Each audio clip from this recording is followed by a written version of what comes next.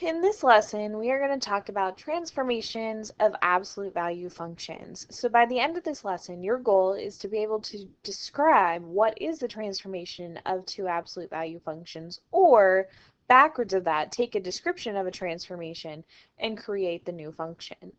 So let's first talk about what is a transformation. And we've done these before in our linear unit, but a transformation is a rigid movement of an object. So that means that the size does not change, the shape does not change. We are going to focus on translations, which is just your horizontal or vertical movement. So we're going to be taking a function and moving it to the left or to the right, and or up or down. Okay. Occasionally we will deal with a reflection, which is just where it flips across that vertex. So it might open up, and if we do a reflection, it will open down. If you remember, the shape of an absolute value function is a V. So if I were to flip it, it just looks like this. So let's look at one. So here we have, it's asking us to take this function and graph a new function that is shifted down 4 and left 7. And then we have to write that equation for g of x. So we are going to start with the vertex for this graphed function. Okay, so let's start with, that's this point right here. So we are going to take that and we're going to move it down 4 and then to the left 7. So I'm just going down 1, 2, 3, 4, and then to the left 1, 2, 3, 4, 5, 6, 7. So that is my new vertex. Okay, I'm going to erase all these extra dots so we don't get distracted. And then I just want to count the same slope. So as you can see, all of these points here are going up 1 over 1, up 1 over 1 in both directions. So I'm going to do the same thing. Okay, and then in the other direction,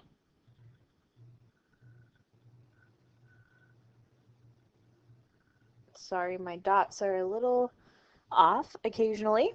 And then we're just going to connect it with the lines. Just like that. So my new function, I'm going to label it as g of x because that's what the new function is. So I'm labeling this as g of x, or I might want to label it over here, but somewhere where I can tell that that's my new function. And then we have to write the equation, which means we need to find what is the vertex of this new function. So what is this point right here? So it's over to the left 1 from the origin, so that would be a -1, and then it's down 1, 2, 3, 4, 5, 6, 7. So our vertex is -1, 7. However, we want to write our equation. Okay, so remember, we've got our left-right movement inside and our up and down movement outside of those absolute value bars. And remember, this is our x value, and then outside is our y value. So our x value, we'd want to change the sign. So if our x value was a -1, that means inside is going to be a +1. It's that whole x minus h thing. So minus a -1 would become a positive. And then our y value is a +7. We keep that sign. So that is our +7. So this is our new equation. Let's try another one. Okay, so give yourself a moment and graph a new function, moving your vertex right 5 and down 3. So my vertex is this point right here, and so we're just going to move that 5 spaces to the right and then down 3. So 1, 2, 3, 4, 5, and down 1, 2, 3. Awesome, that's my new vertex. I'm going to erase all my other points so we don't get distracted. Okay, so then we need to graph it in the correct direction. So this one is opening down. It looks like it's going down 1 over 1 in each direction. So we're going to do the same thing from that point. And after you've got all your points, then we want to draw our lines. Like that. So don't forget to label this. We want to label this new function as g of x. And then we need to find our new vertex. It looks like my line kind of got a little crazy there. There we go. Our new vertex.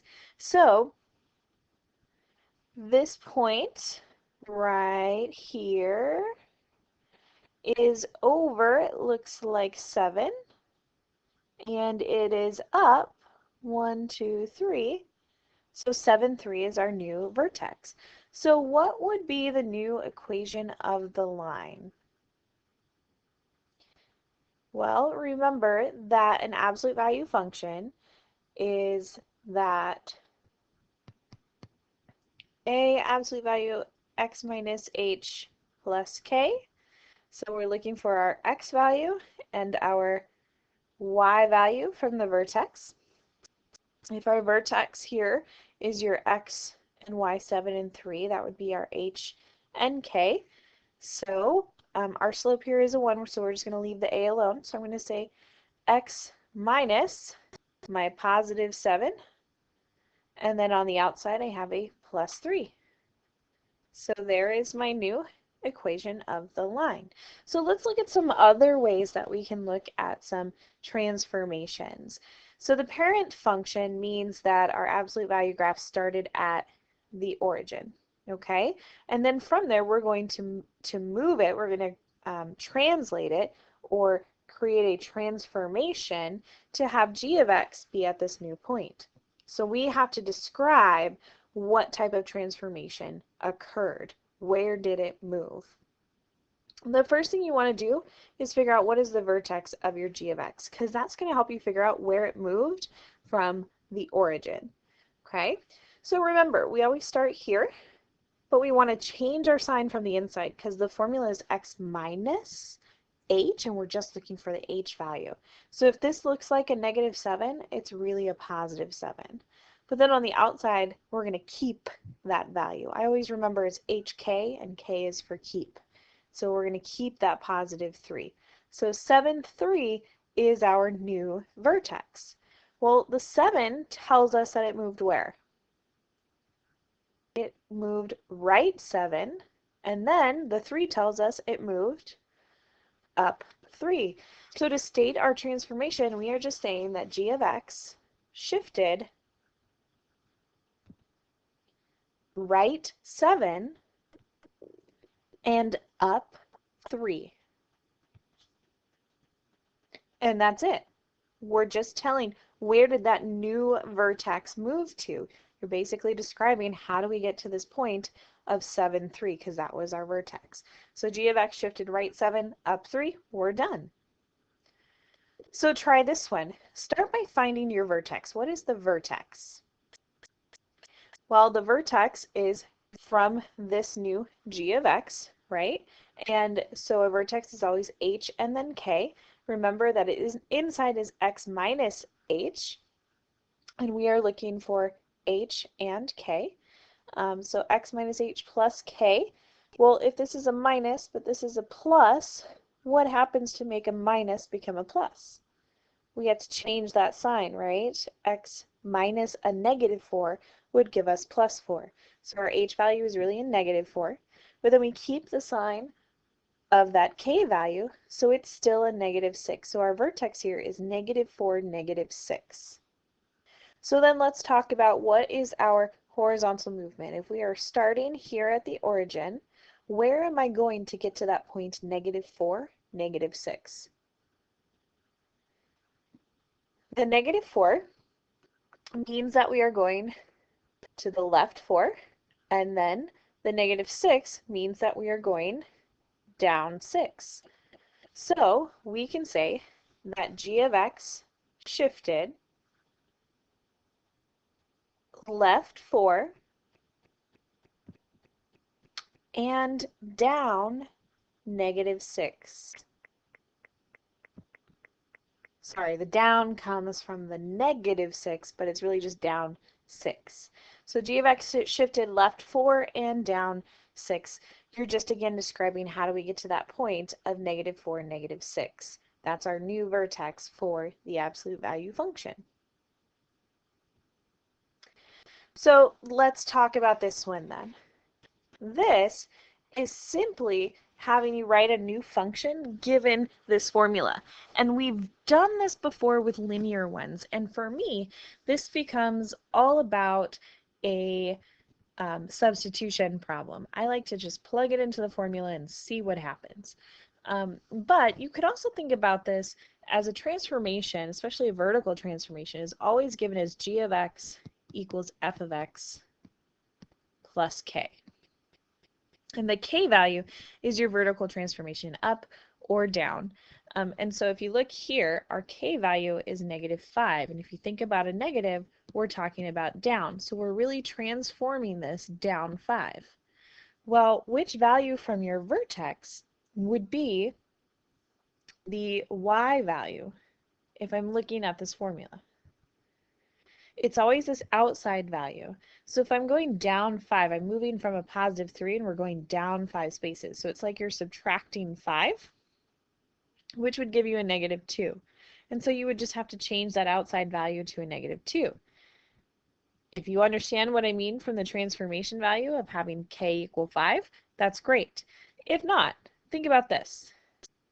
Do we know what g of x is? No, that's what we're trying to find, right? So I can say g of x equals, do we know what f of x is? Yeah, f of x equals absolute value of x plus 2 plus 3. But then we have to remember we have this minus 5 in our formula. Now looking at this, we have to combine like terms outside of the absolute value bars. And so positive 3 and negative 5 making negative 2. I'm just going to bring down my bars of x plus 2. And we have g of x equals. So there is our new function. Let's try this one. Same thing. First of all, what would our k value be? It's this positive 6. Remember, it's always f of x plus k. And if the k value is positive 6, is this function shifting up 6 or down 6? It's going up 6 because it's positive. Awesome. And k is always a vertical transformation, up or down. Okay? So now let's follow the formula. Do we know what g of x equals? Nope. So I'm going to leave it alone. Do we know what f of x equals? Yes. It's this piece right here. Absolute value of x minus 2 minus 7. And then what am I forgetting? The plus 6. So what is our final answer here? We want to combine our like terms outside of the bars. So this negative 7 plus 6 is a negative 1. Then I have that x minus 2 and then g of x. So we've now answered the question, right? The function for g of x. But my question for you is, what's our new vertex? So remember, we change the symbol from the inside. So this minus 2 is going to make it plus 2. And then we keep the negative 1. So our new vertex is a positive 2, negative 1. What was our original vertex? It was a positive 2, negative 7, because again, we change and keep. So if we were going from 2, negative 7 to 2, negative 1, would our graph be moving up or down? Now we started down here at 2, negative 7, and we moved up to 2, negative 1, just like we said we would, because our k value was a positive 6. Cool. Let's try one more thing. Take a look at these two functions, f of x and g of x. What is the one difference that you spot between the two? This first one has a negative in front of the bars. And going back to where you learned to graph these, what does that negative typically mean? It means that your graph is going to open down. Which direction does g of x open? And do you notice, is everything else the same? Yes, everything else is the same. It's 3x minus 5 inside the bars plus 2 outside the bars. The only difference is what? F of x is going to open down, and g of x is going to open up. That's the difference. And we know that because that negative says it's reflected across the